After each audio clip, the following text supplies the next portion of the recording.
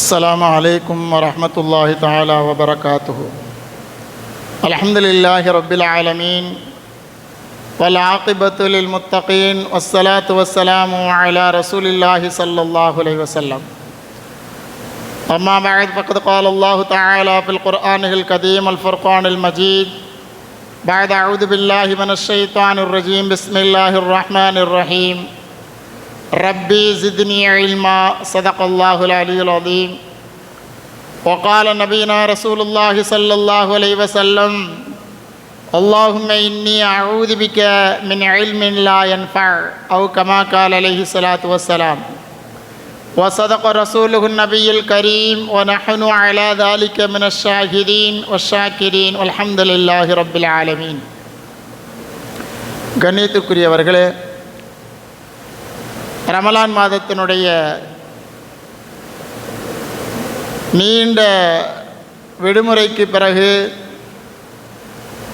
நம்முடைய மக்தபு மதரசாக்கள், ஆங்காங்கே ஆண் பெண் அரபு கல்லூரிகளினுடைய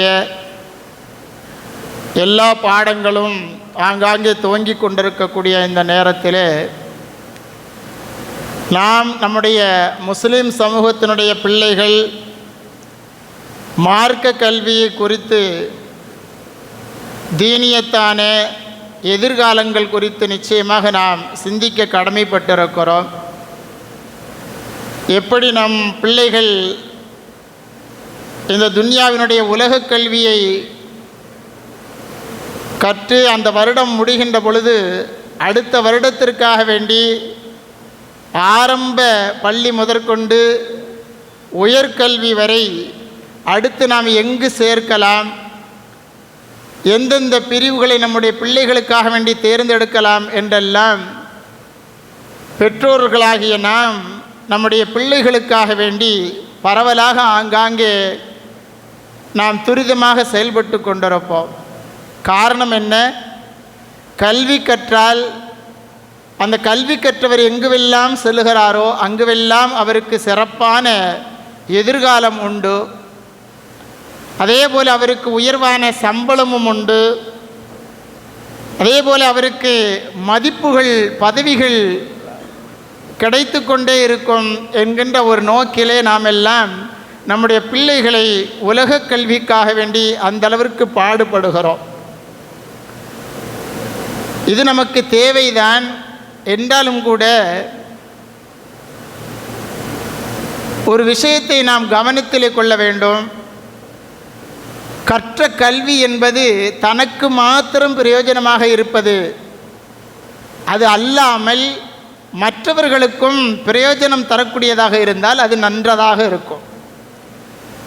கஷ்டப்பட்டு நம்முடைய பிள்ளைகளை நாம் இரவும் பகலும் உழைத்து சம்பாதித்து உலக கல்வியினுடைய சம்பாத்தியத்திற்காக வேண்டி நம்முடைய பிள்ளைகளை நாம் வளர்க்கின்றோமே தவிர அதன் மூலமாக பிரயோஜனம் நம்முடைய குடும்பத்தார்களுக்கும் ஏற்பட வேண்டும். அதே போல மிக முக்கியமாக மற்றவர்களுக்கும் பிரயோஜனமாக இருக்க வேண்டும். ஒரு பிள்ளை வளர்ந்து கல்வியை கற்று சம்பாதிக்கின்ற பொழுது நம்முடைய தாய் தந்தையர்களை, நம்மை இந்தளவிற்கு வளர்த்த நம்முடைய பெற்றோர்களை மதிப்பளித்து அவர்களை கவனிக்கக்கூடிய சிந்தனை ஒரு படிப்பாளிக்கு வந்துவிட்டது என்று சொன்னால் அவர் கற்ற கல்வி உண்மையானதும் நிலையானதுமாக இருக்க நாம் பார்க்க முடியும். அதே போல நாம் எப்படி இந்த படிப்பிற்காக வேண்டி யாரின் மூலமாகவெல்லாம் நாம் உதவி பெற்று கொண்டிருக்கின்றோம் என்பதை சிந்தித்து நாம் பட்டம் பெற்ற பிறகு அவர்களை உதறி தள்ளிவிடாமல், குறிப்பாக நம்முடைய பெற்றோர்களை, நமக்கு கல்வியை போதித்த ஆசிரியர்களை, எந்த வகையிலெல்லாம் நமக்கு உதவி செய்தார்களோ நம்முடைய சொந்த பந்தங்களை, இவர்களையெல்லாம் நாம் மதிப்பு மரியாதையோடு அவர்களை மதிக்க வேண்டிய கட்டாயத்திலே ஒரு மனிதன் படிப்பறிவை பெற்ற பிறகு தன்னுடைய வாழ்க்கையை அமைத்து கொண்டான் என்று சொன்னால் அவன் படித்த கல்விதான் நிலையானதும் உண்மையானதுமாக நாம் பார்க்க முடியும். பள்ளிக்கூடங்களிலே நாம் எல்லாம் பார்க்கிறோம். இப்பொழுது காலேஜுகளிலே உயர்கல்வி படிக்கக்கூடிய இடங்களிலே நடைபெற்ற விஷயங்கள் எல்லாம் சர்வசாதாரணமாக இப்பொழுது பள்ளிக்கூடங்களில் ஆரம்ப பள்ளிக்கூடங்களிலேயே நடக்கிறது.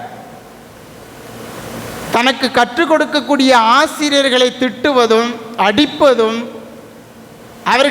அவர்களை கேலி கூத்து செய்வதும் நாம் இன்றைய காலகட்டங்களிலே பள்ளிக்கூடங்களிலே சர்வசாதாரணமாக பார்க்கிறோம். ஆசிரியர்களை அடிப்பதை ஒரு பெருமையாக எண்ணிக்கொண்டு வெறும் 8, 9, 10வது வகுப்பு படிக்கக்கூடிய மாணவன் இப்படி செய்து கொண்டு அதை வீடியோ எடுத்து இன்ஸ்டாகிராமிலேயும் பொது தளங்களிலே போட்டு பெருமைப்பட்டு கொள்ளக்கூடிய விஷயங்கள் இன்று சர்வசாதாரணமாக நடந்து கொண்டிருக்கிறது. இதற்கெல்லாம் என்ன காரணம்? ஏன் இப்படியெல்லாம் சிறு வயதிலேயே கல்வி கற்கக்கூடிய மாணவர்கள் இப்படி மாறி போனார்கள் என்பதையெல்லாம் நாம் சற்று சிந்தித்து பார்த்தோம் என்று சொன்னால், நாம் பெற்றோர்களாகிய நாம் அந்த பிள்ளைகளுக்கு கல்வியை மாத்திரம் கொடுத்திருக்கிறோம்.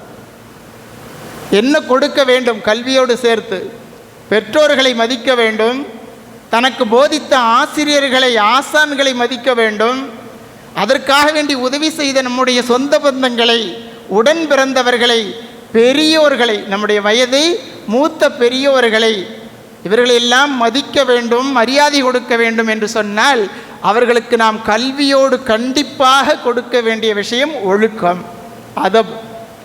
ஒழுக்கத்தை சேர்த்து நாம் கல்வியுடன் கொடுத்து விட்டால் நிச்சயமாக வருங்காலத்தில் அந்த பிள்ளைகள் எல்லாம் நம்மையும் நம்மை சுற்றி இருப்பவர்களையும் மிக கண்ணியமான முறையிலே அவர்கள் தொடர்பை வைத்து கொள்ளக்கூடிய விஷயங்களை நாம் பார்க்க முடியும். வரலாற்று சுவடுகளை, இஸ்லாமிய ஆரம்ப வரலாற்று சுவடுகளை எல்லாம் நாம் சற்று கிதாபுகளை புரட்டி பார்த்தால் நமக்கு நிறைய பாடங்கள் கிடைக்கும். அருமை நாயகம் ஸல்லல்லாஹு அலைஹி வஸல்லம் அவர்களுக்கு பிறகு, சஹாபா தோழர்களுக்கு பிறகு தாபியீன்கள், தபஅ தாபியீன்களுடைய வரலாற்று சுவடுகளை எல்லாம் நாம் படித்து பார்த்தால் தெரியும். மிக அழகிய உதாரணங்கள் எல்லாம் நமக்கு மிக பெரும் பாடமாக அமையும். சிறந்த தாபியீன் சுஃபியானு சௌரி ரஹ்மத்துல்லாஹி அலைஹி அவர்கள், அவருடைய தாயார் சொல்வார்கள் இல்லையா, நம்முடைய முதல் கல்வி கூடம் ஒழுக்கத்திற்கும் சரி, எல்லா விதமான ஈருலக கல்விக்கும் சரி, முதல் படி நம்முடைய தாயின் மடி. ஒரு தாய் தான் தம்முடைய பிள்ளைகளை முதலாவதாக ஒழுக்கத்தோடு கல்வியை மிக அழகிய முறையிலே கற்றுக் கொடுக்க வேண்டிய கட்டாயம். ஒரு தாயிடத்திலே பிள்ளை அழகிய முறையிலே கல்வியை கற்றுக்கொண்டால் அந்த பிள்ளையினுடைய கல்வி கடைசி வரை எப்படி இருக்கும் என்பதற்கு உதாரணங்களை நாம் நிறைய விஷயங்களை, வரலாற்று சுவடுகளை பார்க்க முடியும். தாபீன்களிலே சுஃபியானு சௌரி ரஹ்மத்துல்லாஹி அலைஹி அவர்கள், அவருடைய தாயார் தன்னுடைய மகனை வளர்த்த விதம் ஒவ்வொரு பெற்றோருக்கும் ஒரு அழகிய பாடம் இருக்கிறது. அவங்க என்ன வேலை செய்வாங்க? தறி நெய்வாங்க. இந்த நூலை நூற்று அதன் மூலமாக வரக்கூடிய வருவாய், எவ்வளோ வருவாய் வரும்? ரொம்ப கொஞ்சம்தான் வரும். அந்த கொஞ்ச வருமானத்தை தன்னுடைய பிள்ளைகளுடைய படிப்புக்காக வேண்டி செலவு செய்தார்கள். சுஃபியானு சௌரி ரஹ்மத்துல்லாஹி அலைஹி அவர்களுடைய தாயார் தன்னுடைய பிள்ளை சுஃபியான் ரஹ்மத்துல்லாஹி அலைஹி அவர்களுக்காக வேண்டி படிப்பு செலவை செய்தார்கள். அடிக்கடி அவங்க தன்னுடைய பிள்ளைகிட்ட சொல்லக்கூடிய செய்தி என்ன? மகனே, நீ கல்வி கற்க செல்கிறாய். அப்படி செல்கின்ற பொழுது ஒருவேளை நீ கற்கக்கூடிய கல்வியிலே 10 எழுத்துக்கள் இருக்கிறது. 10 எழுத்துக்களை நீ கற்றுக்கொண்டாய். உனது நடத்தையும் சரி, குணத்தையும் சரி, அந்த 10 எழுத்துக்கள் மாற்றவில்லை என்று சொன்னால் அந்த கல்வி உனக்கு தீங்கானது என்பதாக தாய் சொல்லிக் கொடுக்கிறார். கல்வியை கற்றால் கற்ற கல்வி நம்மை மாற்ற வேண்டும். எதை? குணத்தையும் மாற்ற வேண்டும், நடத்தையையும் மாற்ற வேண்டும். அப்படி 10 எழுத்து படித்து உன்னை மாத்தலைன்னு சொன்னால் நீ கற்றது கல்வி அல்ல, அது உனக்கு தீங்கானது என்பதாக அந்த தாய் தன்னுடைய மகன் சுஃபியானு சௌரி ரஹமத்துல்லாஹி அலைஹி அவர்களுக்கு சொல்லியே அனுப்புவார்களாம். உணர்ந்து கொள், கல்விங்கிறது உனக்கு தக்குவாவை தர வேண்டும், கடவுள் பயத்தை தர வேண்டும், இறை அச்சத்தை தர வேண்டும். ஏதாவது ஒரு சாதாரணமாக பொய் பேசுவதாக இருந்தாலும் கூட அல்லாஹ்வுடைய பயம் உனக்கு முன்னால் நிற்க வேண்டும். அப்பொழுதுதான் நீ கற்ற கல்வி நன்மையானது என்பதை புரிந்து கொள் என்று தன்னுடைய மகனுக்கு அடிக்கடி சொல்லி அனுப்புவார்களாம் சுஃபியானு சௌரி ரஹமத்துல்லாஹி அலைஹி அவர்களுடைய தாயார் அவர்கள். அதற்காக வேண்டிதான் அருமைநாயகம் ரசூலுல்லாஹி ஸல்லல்லாஹு அலைஹி வஸல்லம் அவர்கள் கல்வியினுடைய விஷயத்தில் அவர்கள் கேட்கக்கூடிய துஆ ஹதீஸிலே பார்க்க முடியும். அல்லாஹும்ம இன்னி அஊது பிக்க மின் இல்மின், யா அல்லாஹ், உன்னிடத்திலே நான் கற்கக்கூடிய கல்வியிலிருந்து உன்னிடத்திலே பாதுகாப்பு தேடுகிறேன். லா யன்ஃபா, பிரயோஜனம் இல்லாத கல்வி எனக்கு தந்திராத, நான் கற்கக்கூடிய கல்வி எனக்கு பிரயோஜனமாக இருக்க வேண்டும். அருமைநாயகம் ஸல்லல்லாஹு அலைஹி வஸல்லம் அவர்கள் நமக்கு சொல்லித்தரக்கூடிய துஆ. பெற்றோர்களாகிய நான் நம்முடைய பிள்ளைகளுக்கு பிரயோஜனம் தரக்கூடிய கல்வியை கொடுக்க வேண்டும் என்பதை அருமைநாயகம் ஸல்லல்லாஹு அலைஹி வஸல்லம் அவர்கள் நமக்கு சொல்லித் தருகிறார்கள். அல்லாஹ் ரப்பல் ஆலமீன் அருள்மறையிலே சொல்லக்கூடிய வார்த்தையும் அதுதான். வகுல் ரப்பி ஜித்னி இல்மா, யா அல்லாஹ், என்னுடைய இல்மை நீ அதிகப்படுத்து, என்னுடைய இல்மை நீ அதிகப்படுத்து. ஏதாவது 1 வருட 2 வருட படிப்பை முடித்த உடனே நான் படித்து முடித்து விட்டேன், பட்டம் பெற்று விட்டேன், நான் எல்லோரையும் விட அறிவாளி என்பதாக யாராவது நினைத்தால் உண்மையிலேயே அவர்தான் முட்டாள். அல்லாஹ் சொல்லித்தரக்கூடிய வார்த்தை என்ன? ரப்பி ஜித்னி இல்மா, யா அல்லாஹ், என்னுடைய இல்மை இன்னும் அதிகப்படுத்து, இன்னும் அதிகப்படுத்து. ஒன்று தெரியுமா, நாம் உலக கல்வியிலே மாத்திரம்தான் 10 வரை 12 வரை அல்லது ஏதாவது ஒரு டிகிரி படிப்பை முடித்தால் 3 வருட படிப்பு 5 வருட படிப்பு என்பதாக கணக்கு வைத்திருக்கிறோம். ஒரு முடிவு, 5 வருட படிப்பு முடித்து விட்டால் நாம் பட்டம் பெற்ற உடனே நமக்கு முடிந்து விட்டது என்பதாக நாம் ஒரு எல்லையை வைத்திருக்கிறோம். ஆனால் இஸ்லாம் அப்படி நமக்கு சொல்லித்தரவில்லை. நீ எத்தனை பட்டம் பெற்றாலும், ஹாஃபிஸ் பட்டம் பெற்று விட்டாயா உடனே முடிந்து விட்டதா? இல்லை. ஆலிம் 7 வருட படிப்பை முடித்து விட்டாயா உனக்கு முடிந்து விட்டதா? இல்லை. அதுக்கு அடுத்த மேற்படிப்பு ஃபாசில் படிக்கின்றாயா, படித்து முடித்து விட்டால் முடிந்து விட்டது அல்ல. இஸ்லாமிய மார்க்கம் சொல்லித் தருகிறது, ஒவ்வொரு நாளும் நீ கல்வியை கற்றுக்கொண்டே இருக்க வேண்டும். நபிகள் நாயகம் ஸல்லல்லாஹு அலைஹி வஸல்லம் அவர்கள் அதைத்தான் நமக்கு சொல்லித் தருகிறார்கள். கல்வி என்பது முடிவுற்ற ஒன்று அல்ல, நீங்கள் தோண்ட தோண்ட வந்து கொண்டே இருக்கும். மண்ணை நாம் தோண்டினால் தோண்ட தோண்ட இல்மு வந்து கொண்டே இருக்கும் என்பதை அருமை நாயகம் ரசூலுல்லாஹி ஸல்லல்லாஹு அலைஹி வஸல்லம் சொல்வார்கள். அத்தகைய இல்மு கல்வி என்பது நமக்கு பிரயோஜனமாக இருக்க வேண்டும். பிரயோஜனம் இல்லாத இல்மை எனக்கு தந்து விடாதே என்பதாக அல்லாஹ்விடத்திலே நாம் துஆ செய்ய வேண்டும் என்பதை அருமை நாயகம் ரசூலுல்லாஹி ஸல்லல்லாஹு அலைஹி வஸல்லம் அவர்கள் நமக்கு சொல்லித் தருகிறார்கள். ஆரம்பத்தில் எல்லாம் இஸ்லாமிய கல்வி கற்க வேண்டும் என்று சொன்னால் பல 1000 மைல்களுக்கு அப்பால் சென்று கற்க வேண்டிய சூழ்நிலை இருந்தது. இப்பொழுதெல்லாம் அப்படி அல்ல. ஒவ்வொரு பள்ளிகளிலேயும் அரபு பாடங்கள் சொல்லிக் கொடுக்கப்படுகிறது. ஆங்காங்கே அதிகமான மதரசாக்கள் இருக்கிறது. இந்த இஸ்லாமிய சமூகம் ஒரு காலமும் வழிகேட்டிலே சென்றுவிடக்கூடாது என்பதற்காக வேண்டி ஆரம்பத்திலேயே இஸ்லாமிய கலாச்சாரம் வேறொரு பக்கம் வழி திருப்பி விடக்கூடாது என்பதற்காக வேண்டி பிஞ்சு குழந்தைகளுக்கு அருள்மறை குர்ஆனை ஒழுக்கத்தோடு கற்றுக் கொடுக்கிறது. ஒவ்வொரு பள்ளியிலேயும் நடக்கக்கூடிய மக்தபு மதரசாக்கள், அந்த மக்தபு மதரசாவிலே உணவு உண்ணுவது முதல் காலை எழுந்திருப்பது முதல் மீண்டும் உறங்குகின்ற வரை எல்லா விஷயங்களையும் இந்த மக்தபு மதரசா நமக்கு கற்றுத்தருகிறார். காலை மாலை நாம் என்ன செய்ய வேண்டும் என்பதையும் கூட இந்த மக்தபு மதரசா நமக்கு ஒவ்வொரு நேரமும் கற்றுத்தந்து கொண்டிருக்கிறது. மக்தபு மதரசாவிலே ஒழுங்காக அழகிய முறையிலே நாம் ஓதிவிட்டால் நம்முடைய ஒழுக்கங்கள் நமக்கு வந்துவிடும். நன்றாக நாம் புரிந்து கொள்ள வேண்டும். உலக கல்வியை கற்றால் நமக்கு எல்லாமே கிடைத்து விடுமா? இஸ்லாமிய மார்க்கத்தினுடைய ஒவ்வொரு இல்மும் நமக்கு கிடைத்து விடுமா என்று சிந்தித்தால் நிச்சயமாக கிடையாது. ஆனால் இஸ்லாமிய மார்க்கத்தினுடைய இல்மையை கற்றுவிட்டால் உலகத்தினுடைய எல்லா இல்மும் நமக்கு கிடைத்துவிடும். அதை மாத்திரம் நாம் புரிந்து கொள்ள வேண்டும்.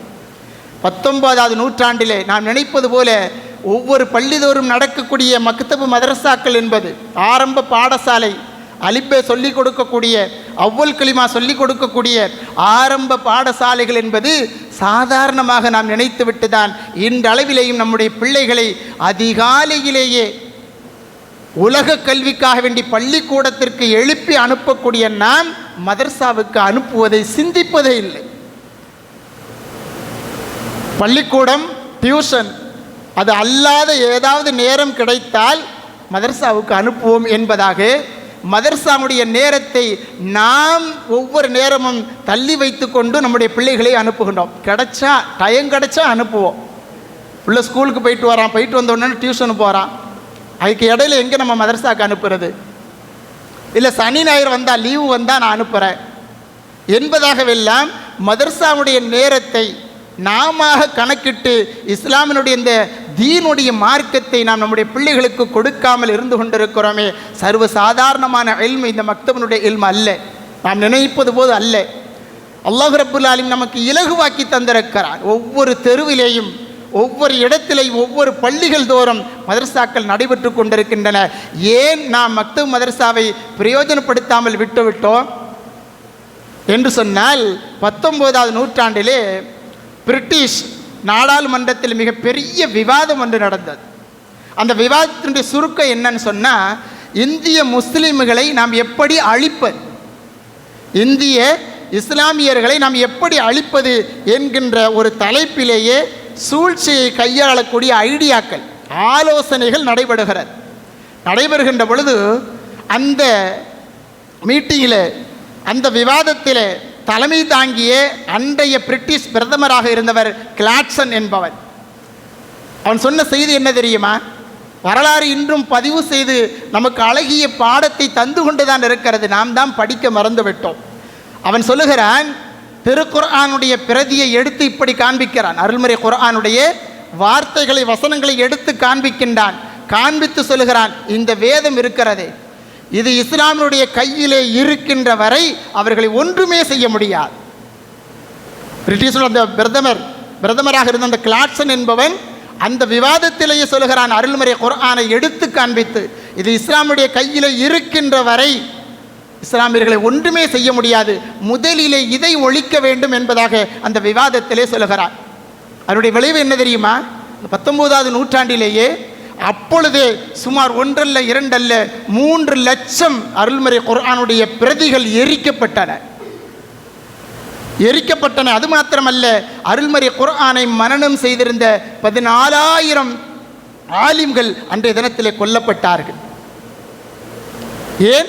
இந்த இஸ்லாமிய மார்க்கம் வளரக்கூடாது, இஸ்லாத்தினுடைய அடிப்படை கொள்கைகள், தீனுடைய வார்த்தைகள் எங்குமே பரவக்கூடாது என்பதற்காக வேண்டி இதுவெல்லாம் 19ஆவது நூற்றாண்டிலே நடைபெற்ற விஷயங்கள். அது மாத்திரமல்ல, லண்டனை சார்ந்த லார்டு மெக்காலே என்று சொல்லக்கூடியவன் இஸ்லாமியர்களை கொஞ்சம் கொஞ்சமாக கல்வியிலேயும் சிந்தனையிலேயும் நாம் மாற்ற வேண்டும்.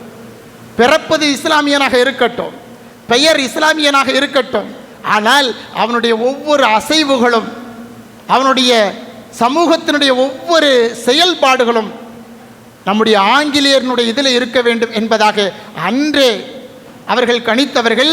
இஸ்லாமிய மார்க்கம் ஒவ்வொரு உணர்வையும் மறந்துவிட வேண்டும் என்பதாக வரலாற்றையே மாற்றி எழுதுவதற்காக வேண்டி அங்கே ஒவ்வொருவரும் பாரம்பரியத்தை, இஸ்லாத்தினுடைய பாரம்பரியத்தை மறந்துவிட வேண்டும் என்பதாகவெல்லாம் கங்கணம் கட்டி கொண்டு ஒவ்வொரு நேரத்திலேயும் இடத்திலேயும் இது போன்ற நிறைய இஸ்லாத்தினுடைய பரப்புதலை தடை சட்டமாக கொண்டு வரக்கூடிய ஒவ்வொரு செயல்களையும் செய்து கொண்டுதான் இருந்தார்கள்.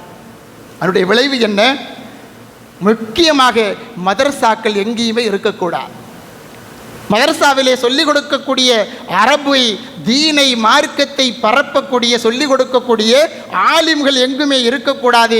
இதை மாத்திரம் நாம் செய்துவிட்டால் இஸ்லாத்தை முழுமையாக நாம் வளர்ச்சியின் பாதையிலே செல்ல விடாமல் தடுத்து விடலாம் என்பதாகவெல்லாம் அன்றைய தினத்திலேயே ஒவ்வொரு கூட்டத்திலேயும் பேச்சு நடந்து கொண்டு தடை செய்யப்பட்டு கொண்டிருந்தது.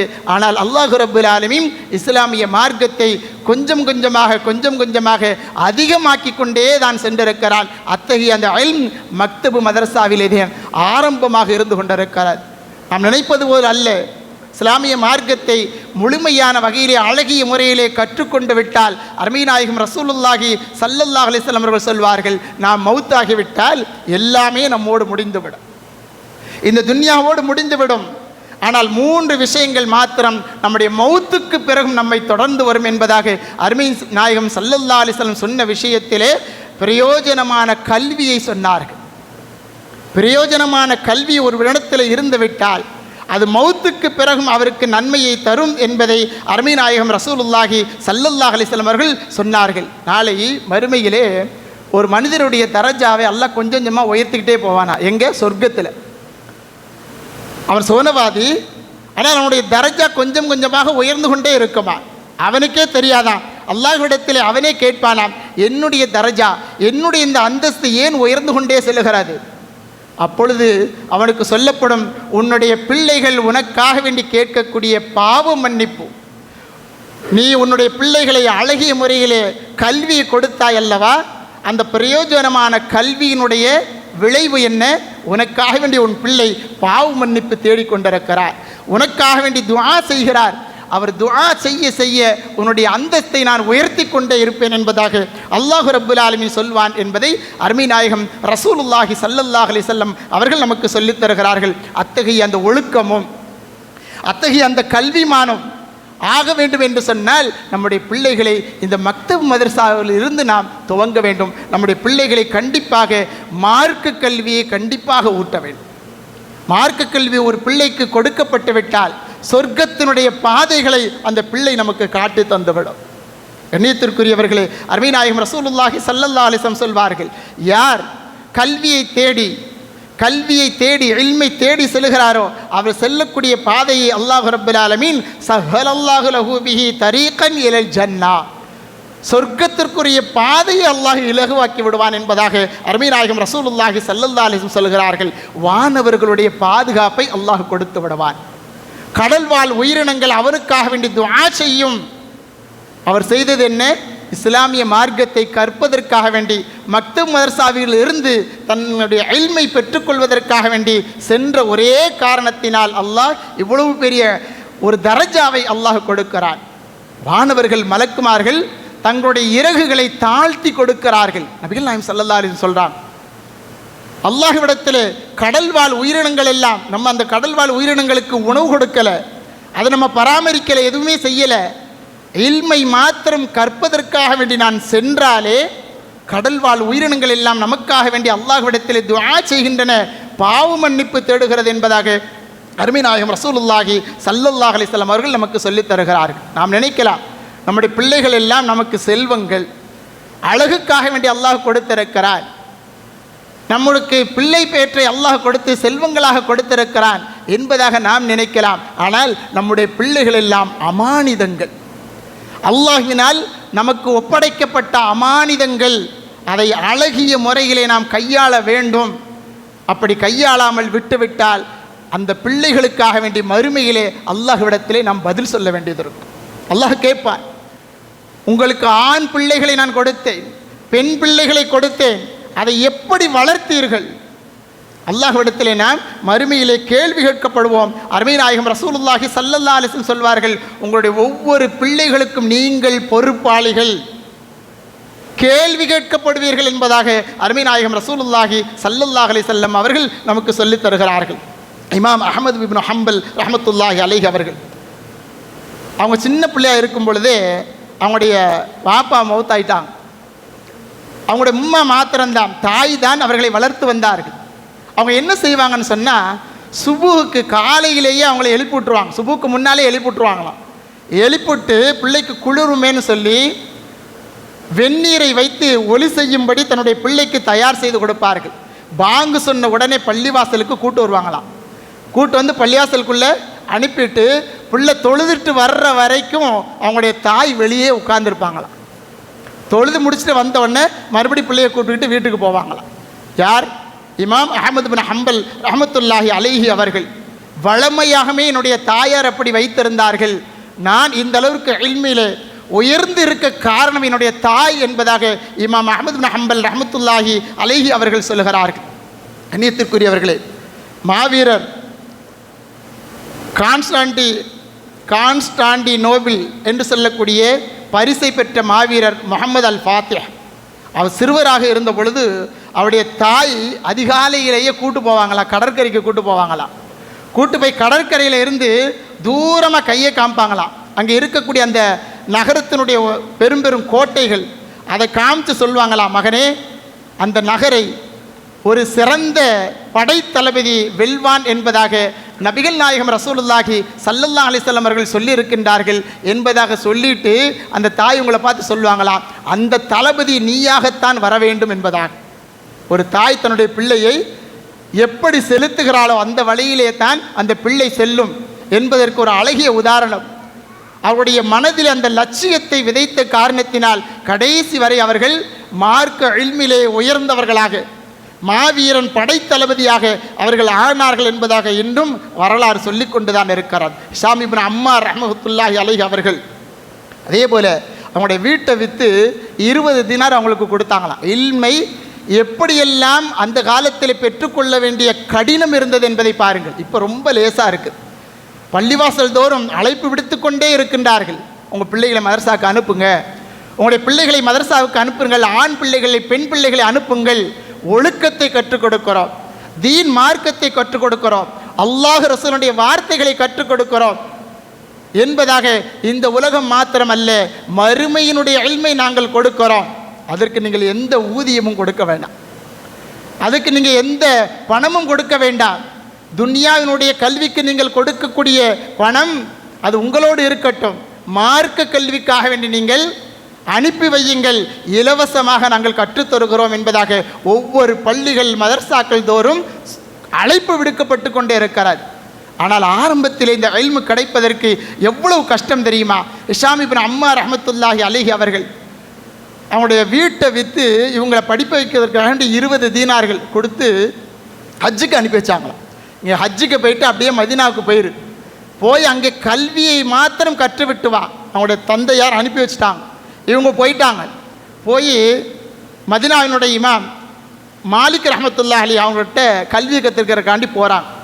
போய் அவங்கள்ட்ட போய் கேட்குறாங்க, எனக்கு ஹதீஸை சொல்லிக் கொடுங்க ஏதாவது.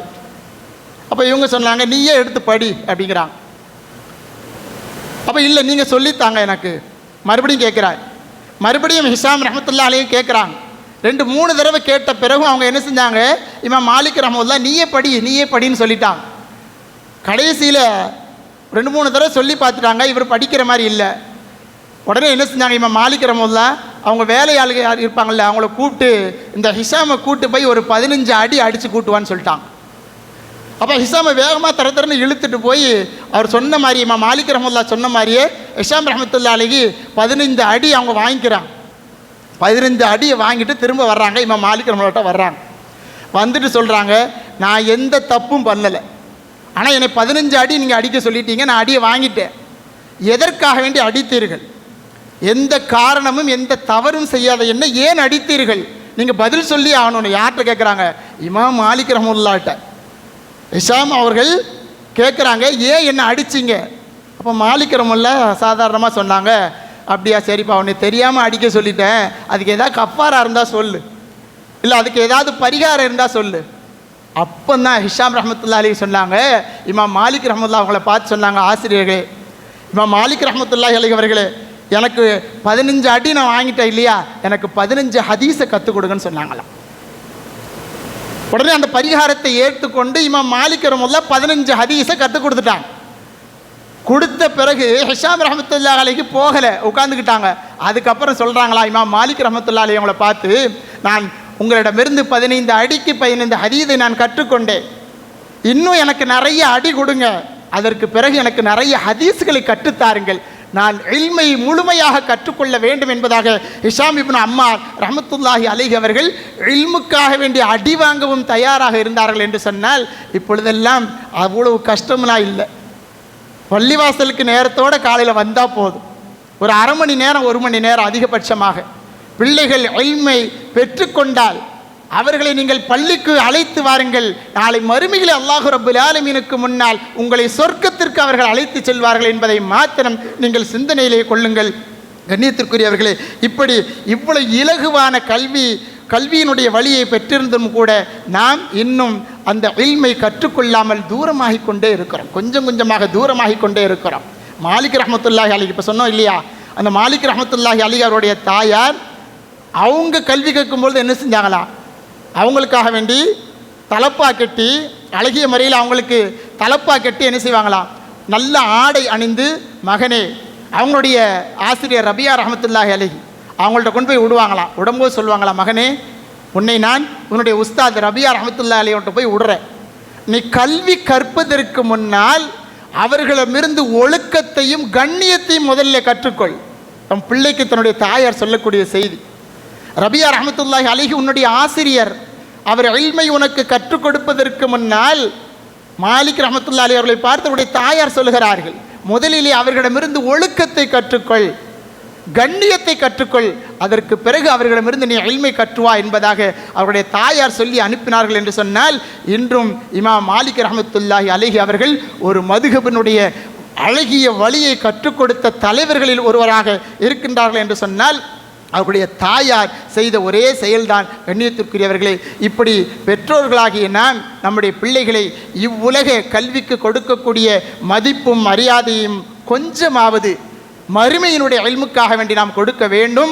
இன்றைய இப்போ வரக்கூடிய நாட்களில் ரமலான் முடிந்து மதரசாவினுடைய லீவுகள் எல்லாம் முடிந்து மீண்டும் திறக்க ஆரம்பித்து விட்டார்கள். நம்முடைய பள்ளியிலேயும் மதரசாக்கள் நடைபெறுகிறது, தினந்தோறும் அசர் முதற்கொண்டு நடைபெறுகிறது. உங்களுடைய பிள்ளைகளை நீங்கள் இந்த மதரசாவிற்கு அனுப்பி வையுங்கள்.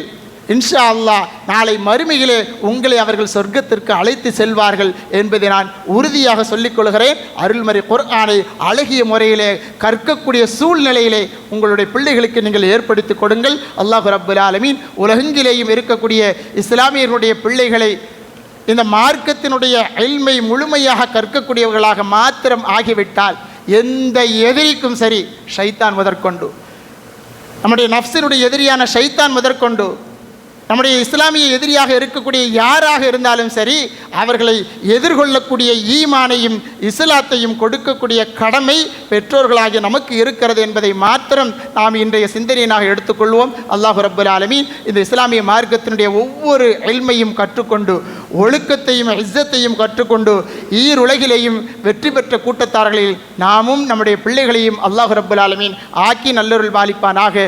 ஆமீன். வாஹிரு தஅவானா அல்ஹம்துலில்லாஹி ரப்பில் ஆலமீன். வஸ்ஸலாமு அலைக்கும் வரஹ்மத்துல்லாஹி வ தஆலா வ பரகாத்துஹு.